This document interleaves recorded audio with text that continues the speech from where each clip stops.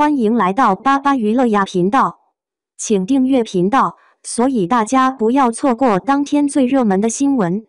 我们今天的时事通讯包括以下内容：诚意烂片大王被导演劝改行，12年后他终于凭借《莲花楼》成了顶流。你这辈子都做不了演员，还是趁早改行吧。12年前，诚意曾经试戏时被导演当场拒绝。12年后，诚意是否让导演一语成谶？故人逢、江湖梦、热血涌、侠义传，一部由诚意领衔主演的古装悬疑剧《莲花楼》被央视盛赞。2025后顶流小生诚意化身剧中四顾门主李香怡，一次武林交手后身受重伤，退隐江湖改作郎中李莲花，后又重新卷入江湖恩怨的故事。实力演技派的诚意一人分饰两角，从李香怡的年少轻狂到李莲花的成熟练达，从江湖游侠的隐遁到复出江湖正义决绝的离世。诚意一改琉璃剧美强惨的雨丝风人设，给人一种英雄悲壮的悬念剧情。33岁的诚意力挑莲花楼的大梁，创下了上线18天突破站内过万的战绩。最终以莲花楼一战封神的诚意，背后有着不为人知的过往。诚意留给观众的印象大多从电视剧《琉璃》中的雨丝风开始，高颜值的诚意笑时令人治愈，严肃时给人一种拒绝的高冷，迥异的表情反差给人一种若即若离的美。雨丝凤即便吐血的造型也足令人凄美动容。2025后的诚意出生于湖南怀化，父母是当地有名的生意人，家境优渥。据传，诚意第一次参加节目还得多亏了父母的人脉。诚意原名傅诗琪，极富诗意的名字，有点淑女的味道。改名诚意，也是后来经纪公司感觉诚意先前名字有些女孩化，为个性化包装需要，取诚意的谐音，寄予诚意脚踏实地精于演技的美好愿望。诚意名字像女孩，连相貌也长得婉约，帅小伙诚意的呆萌样有点像邻居严厉的俏姑娘。毕业于中央戏剧学院的诚意有点大器晚成。唐宫美人天下21岁的诚意第一次讨了个配角。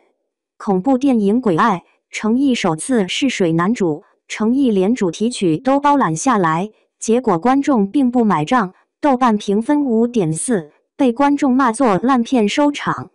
影视圈的许三多诚意抱着不抛弃不放弃的精神，无论古装现代，不论角色大小，哪怕是跑龙套，每一次都是历练，绝不放过每一次露脸上镜的机会。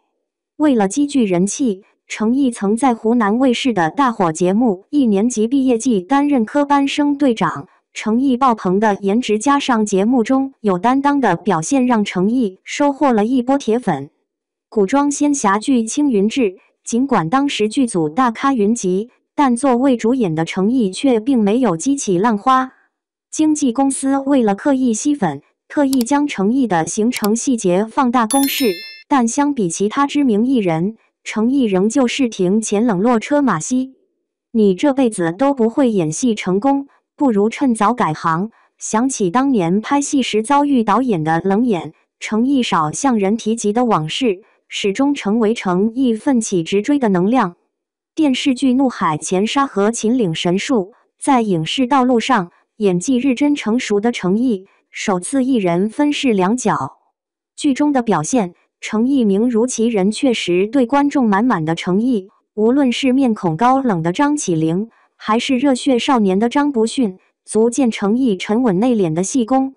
无论青云志中的林惊羽，还是秦岭神树潜入怒海沙中的张起灵，无论是快琉璃中的雨丝风，还是莲花楼中的李莲花，诚意从默默无闻的跑龙套到一朝爆火，实力演技派的诚意为了追求逼真效果，凡涉及到武打戏份，轻伤不下火线，全部真人出镜，更别提寻找替身。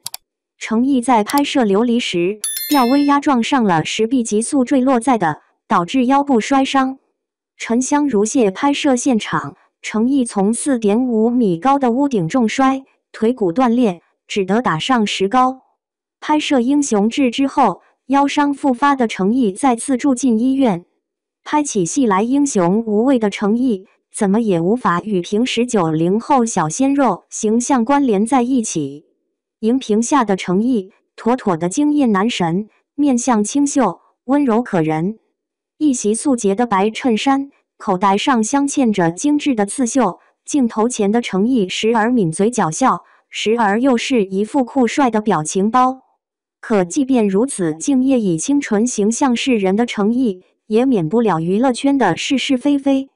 2025年程毅的首部火爆剧《琉璃》，让程毅成了众望所归的8月男友。程毅饰演的司风与袁冰妍饰演的女主玄机被影迷磕起了 CP。剧中两人太过吸粉的爱情，成了观众绕不开的话题。为迎合粉丝的追粉热情，快琉璃剧组的一场线上云歌会，不料互动过后却让程毅疯狂脱粉近10万。程毅被指素质低下，甚至遭到有人以歧视女性、没有职业道德对程毅横加指责。8月男友的美誉瞬间不保。这一切源于程毅在云歌会上与袁冰妍的一个亲吻。在主持人的提议下，两人重现剧中一段吻戏。程毅原本想来个借位配合，满足观众磕 CP 的热情，不料袁冰妍来了个直接亲吻，突如其来的举动让程毅在以后的互动环节再也难以调整好状态。为了避嫌，程毅面对粉丝的狂磕，保持与袁冰妍的刻意疏离，但主持人为了讨好粉丝，尽可能将两人牵扯到一起。